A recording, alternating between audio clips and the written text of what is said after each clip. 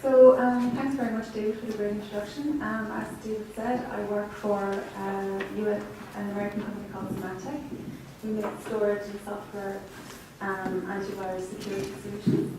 I needed to introduce myself. David has already kindly done that. My main background is in linguistics and Germanic languages from Trinity College Dublin. Here's what I'm hoping to cover in today's section. Basically, I want to explain to you a little bit about the story of terminology management in Symantec, the challenges that we faced and how we dealt with them, and then the opportunities which our model of dealing with these challenges has brought about. And I'm hoping at the end we can have some discussion and sharing of experience of people in the room. I know we have a lot of vendors today, hopefully some other buyers as well besides Symantec.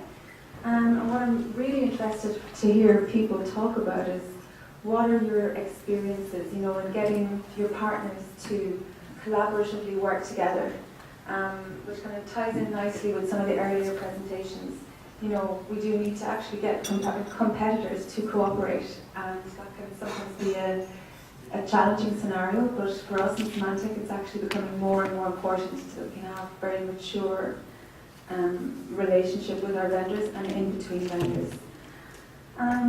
So that's basically where we're going to go today, the next hopefully 15 minutes or so, and then I'm going to open it over to the floor for discussion, and David has offered to take the mic around to people as well if people are a bit shy to stand up. So maybe 5 or 6 years ago I felt a little bit like this guy. Very conflicting demands, precariously balancing on edge. Volumes were increasing, costs, timelines were decreasing, costs had to stay the same or even decrease actually. I was under pressure to do more with less, do it faster. And my particular area is terminology management, and of course, for a company like Symantec, terminology is really, really key. We make software, it's an intangible thing. It's not a physical box or a physical device, something that you can catch with your hands. It's kind of an intellectual sort of a thing, really.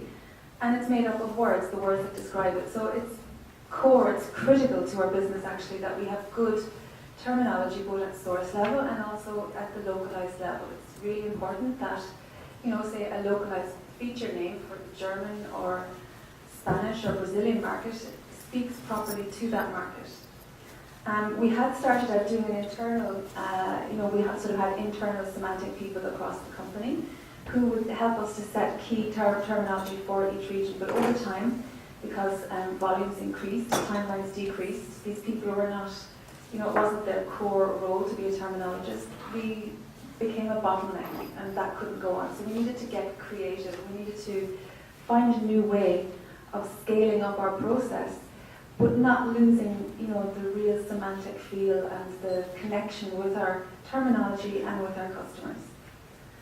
So just to give you a little bit of scale, the kind of scale I'm talking about and why we needed to move to a sort of an outsource or partnership model.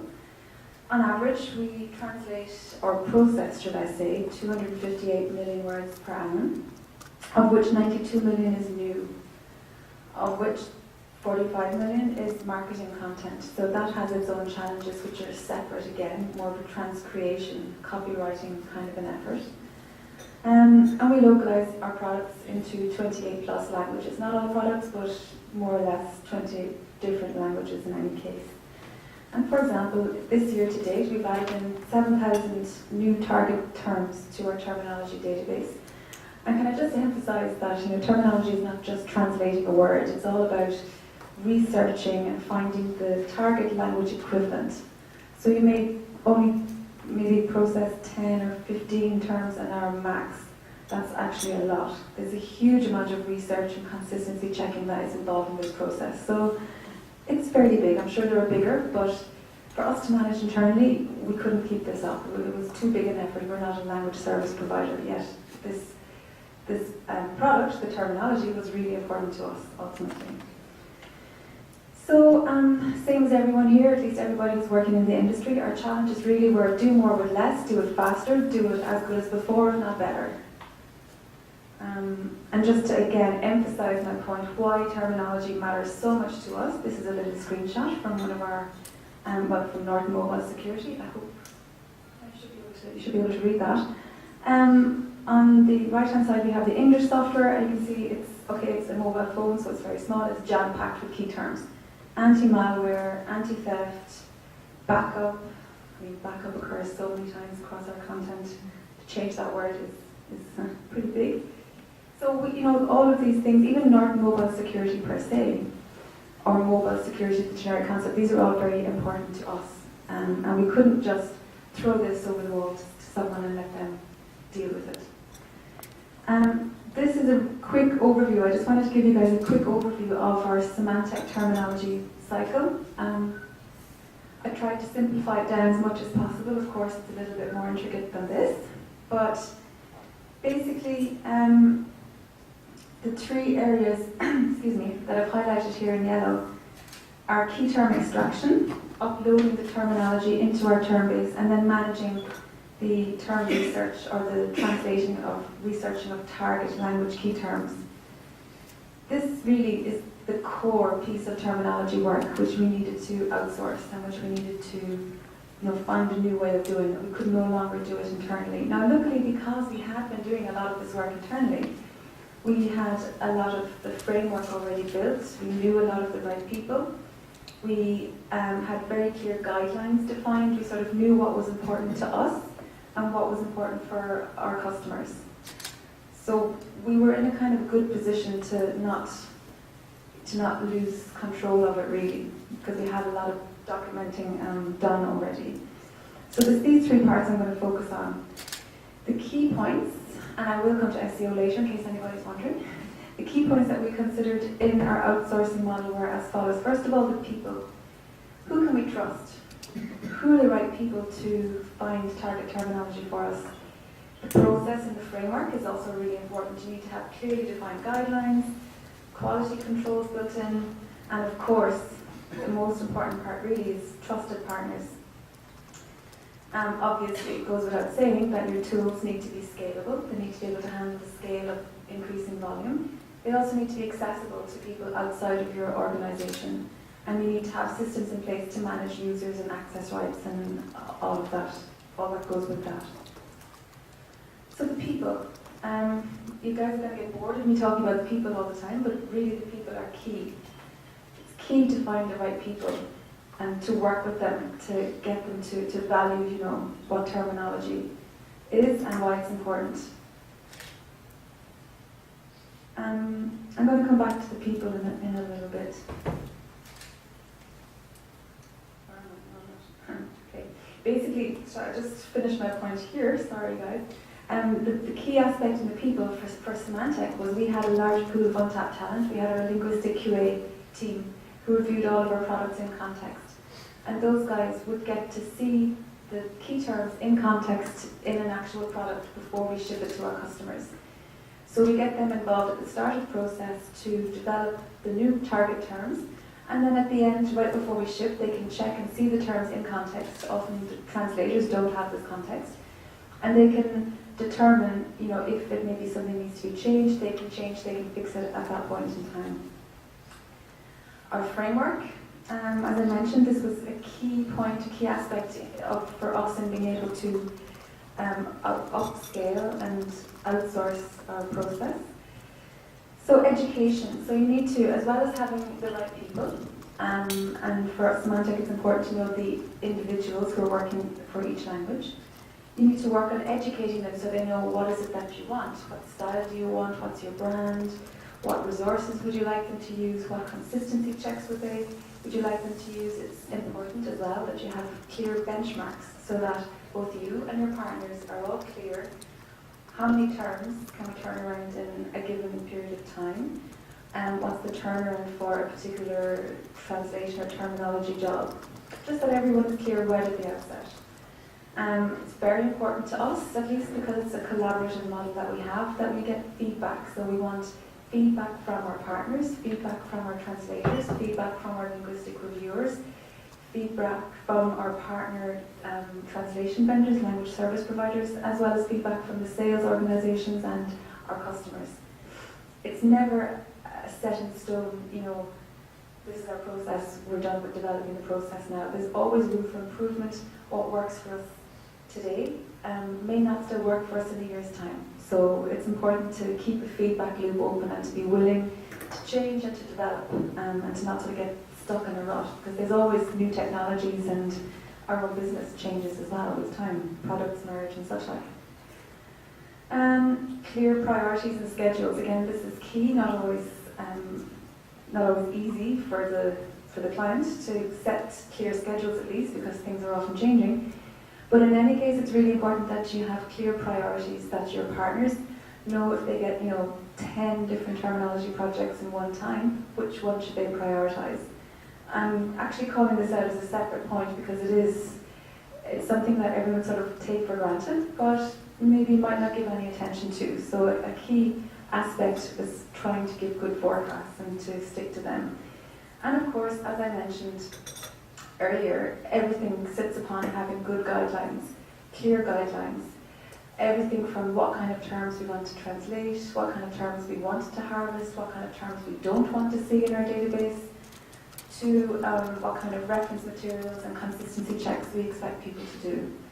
And I should also hasten to add here that this is a collaborative effort with our linguistic service provider, not language service provider, linguistic service provider.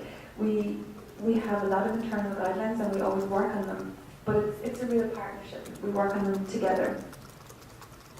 Okay, so the trusted partners of Symantec, I hasten to add, it's absolutely not like this. We're not throwing stuff over the wall into a black box.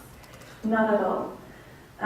We know who the people are who are doing our terminology. We know the individuals, and we've actually had to, part ways with some people because they just would not let us know who's the individual working on our terminology. It's that important for us. It's key. We need to know the people. So really, it's collaborative. Collaboration is absolutely everything for us. And as I mentioned, sometimes it can be a little bit of a struggle. Having your vendors feel comfortable opening up their resources, but it's key. It's a collaborative process, and I suppose that's a key aspect of my presentation today. Because I know there's a lot of language service providers in the room, I would implore you to not feel threatened and to be happy to cooperate in a sort of a really new. It is a new way of working, but it's for us at least in Semantic, it's key. So the opportunities that have arisen from our model. So just to recap, our model was initially going back 5, 6, not longer, 7 years. We did a lot of the work internally. We needed to scale it up for languages we didn't have in-house, and then eventually we had to outsource all the task-based work because we just didn't have capacity internally to do it. So in addition to, so we had a lot of guidelines. We were very clear in our own minds what we wanted and what was important to us and how it should work. We just needed someone else outside of Semantic to do it for us. So one of the key opportunities that arose for us was because of having this pool of talented linguists who really understood us and our products around Europe, was that we were able to start offering some value-add services to internal Semantic customers, namely SEO, which is, I suppose everybody knows it, search engine optimization, namely keywords. So this, it would be an hour's presentation in its own right to go into this in a lot of detail, so I won't. But suffice to say that we were able to work with our trusted partners and trusted vendors and trusted individuals to include and to offer a keyword researching process as part of what we offer to Semantic internally. So this is done on specific paid for search words as well as for sort of more organic words which you can sprinkle through your content. Now there's a lot more to SEO than just keywords, but we basically found that we were able to do the same task for an awful lot less than a lot of official SEO companies were offering, and we were confident in what results we were getting because we knew the people who were doing it and we were learning together with them. So we were really able to sort of tweak and work to suit our own thing. And also, arising from that again, yet another advantage is that our products themselves are now more findable, or getting that way, because our trusted terminologists are all schooled up in AdWord researching tools and methods. So when they're defining or coming up with a new feature name for, say, the German target market, they will include SEO searches and checks as part of that terminology defining process. So it's kind of a bit of cross-pollination going on. And at least in our organisation, in Semantic, the lines between strictly product content and strictly marketing content are also starting to blur. So you can't just say, oh, this is product content, we don't need to worry about SEO or findability aspects. Think of, for example, online health or knowledge base content. It's technical, yet it needs to be findable. So, or in-product marketing messages, things like that. So that's a key opportunity that has arisen for us. Our remaining challenges, I'd like to point out I'm doing a nice little seamless transition from my colleague's earlier presentation by using one of his images. So it was a really interesting presentation because that's something that we're completely grappling with, and that there are standards, but there's not necessarily always interoperability going on there. I actually come up with this before your presentation, I have to say, so there you go. And our other key challenge is managing our marketing terminology. So we have already done what I described to you for the product side of the house, but now we need to bring the marketing people on board, and that's as well as all the new partners that go with that. So that's challenging. There are some sort of outdated attitudes, people being very protective and so on and so forth. So we'll get there. We got there with our product content, but it's unfortunately I don't have all the answers. So I'm almost done, almost on time as well. What my session covered today, just to recap for you, is basically the story of terminology management in Symantec. Key to it are people, a clear process, clear guidelines, as well as, of course, your trusted partners and the right individuals that falls under people. So now, over to you. Thank you, David, my beautiful assistant. I'd really love to hear your thoughts on the process, on collaboration, or if you have any questions as well on what I've just presented. Now is the time, so it's over to you. We have 10-12 minutes or so, or more if needs be, I guess. So we can take 2 or 3 profound questions or many short questions. So, or comments, either. It's fine. Who wants to? All right, I'll go. My name's Tarina Bell, and I'm with In Every Language. And one of my questions, and I find myself asking this a lot, I'm sure as do you. From the provider standpoint, I have never understood why people don't share the names.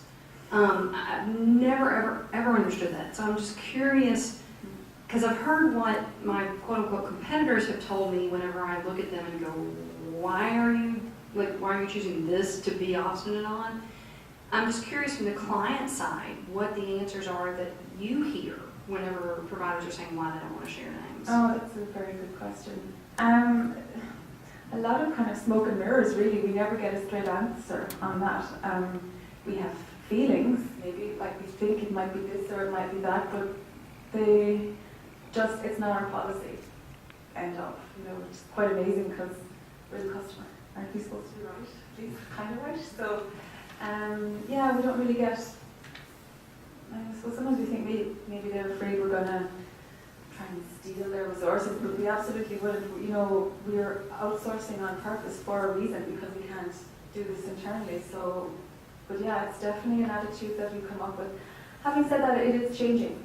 I think the more open-minded partners really are secure in themselves and don't mind. And it's maybe 20% that are being very obstinate, or maybe even 5% are totally obstinate there. So, yeah. Thanks for the question.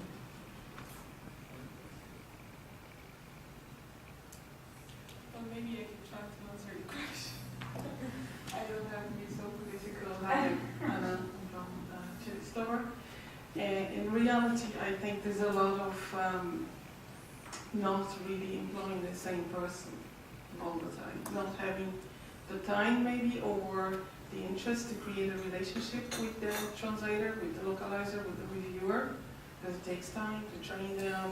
So they mail you, they call you, they want to know, they want to feel involved. And maybe PMs are pushed and they don't have the time, so they will not exactly crowdsourced, but they will send to whoever will take it. And then that's not what Semantic is looking for. It's not every week a different person comes along and translates terminology differently. So I think there's a lot of that happening as well. Try to answer this. Did you think, Emma, this is right? Is it part of your feelings or guesses? Yeah.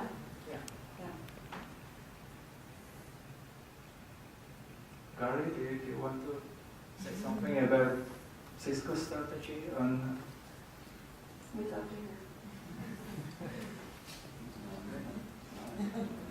Or maybe it's just for, maybe it could be as well because the agency or the vendor provider doesn't want to be bypassed by Symantec or any other company and contact directly the terminologist and establish a relationship with the terminologist. Could be as well. Can I go again? Is that okay? Sorry. Not at all. Well, you don't want to hog the microphone. It's mine. No, it's just funny because, like, if you go back to Gala in Portugal, which I guess was at this point like 1.5 to 2 years ago, you had buyers there saying the exact same thing. And, for me as somebody coming at this from the vendor side, and I'd like to think, somewhat of a leader. I mean, we wouldn't all be here if we didn't consider ourselves to be people wanting to further our profession. It's just really frustrating for me to hear. I'm like, are these people also still using typewriters? It's like, just for the love of Pete, like, what do we need to do to get some people on board? But, because she was up there saying the exact same thing, because Google went through a situation where they were leaving the LSP. And that's why they wanted to know who they worked with, because the guy was horrible. And they wanted to make sure, because they were going through this horrible expense of going to another company, because it was marketing material, tone was not being taken the way that it was supposed to, that they weren't going to wind up with the same people. And I can understand that. And, but to me, like, if you're guarding the name to keep them from leaving, there's something else that's wrong with that relationship. And what happened was they went to the expense of changing, and say that, like, John had been translating it before. Well, whenever they got over there, they sent the same document that they had translated before that was all messed up, and they got back the exact same translation, where the other LSP was using the exact same man, and he didn't even redo it. He was just like, oh, I've seen this document before. So he just pulls it up, like, out of his archive, and he just mails it back off to, like, LSP number 2. So, for her to have told that story a couple of years ago, and it's like, obviously this story needs to get around a little more, But, yeah, it's just, I don't know, it just makes me think, what else are we being bullheaded on that we shouldn't be, that's keeping all of us from getting somewhere? So maybe I'm just impatient. I have no idea. I'm done. Thank you. Thanks very much for that interesting comment. It's more of a comment rather than a question, but I think there's a real opportunity here also for individuals working at home as a freelancer. Because if I was a freelancer, I think I would really love the idea of being involved more, having more communication, and having the feeling that I can actually make a difference, rather than being across the other side of the wall. I'm not really having any impact at all. So I think there's a real opportunity to create these virtual teams where people work across vendors and across languages and just collaborate properly.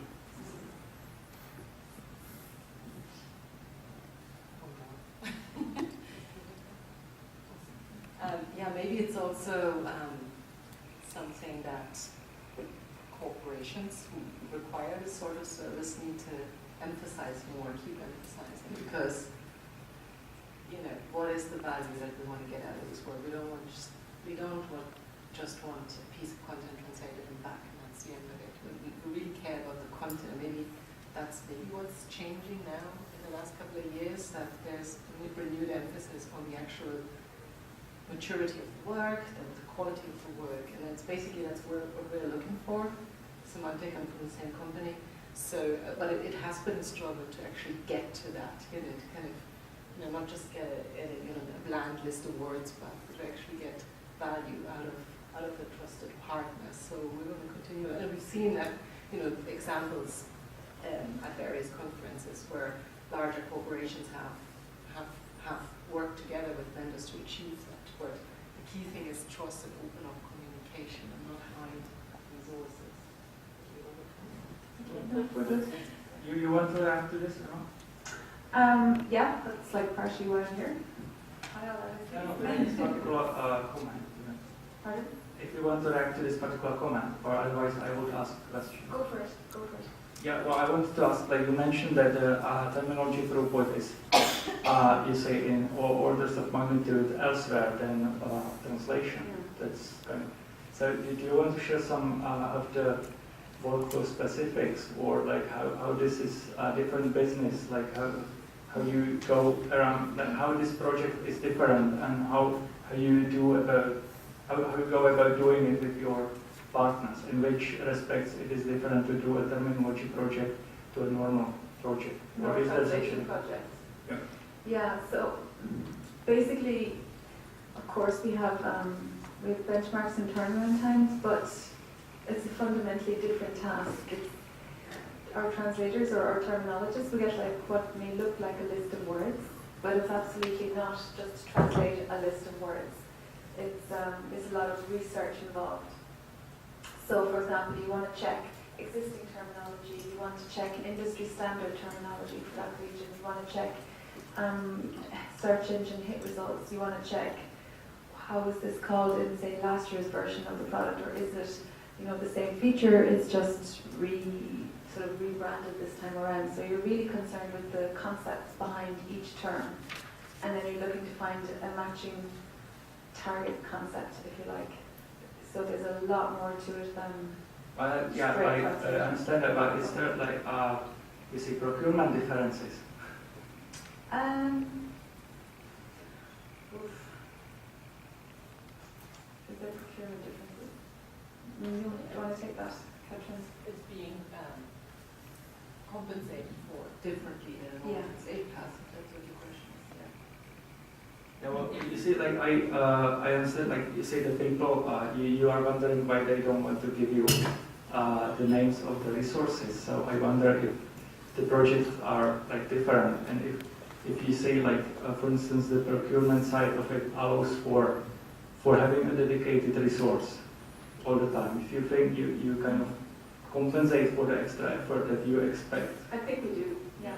Yeah, it's absolutely a lot more expensive per word task than normal translation.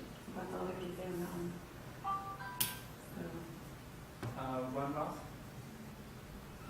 Sure.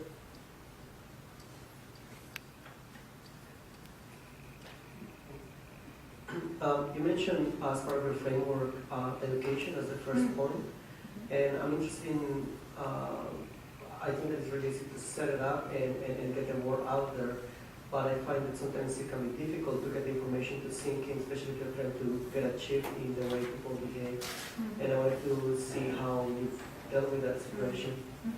So we work together collaboratively with our trusted linguistic partner. We offer regular training sessions on the web, so web seminars. We have a regular, very clearly defined onboarding process as well for any new resources that come along.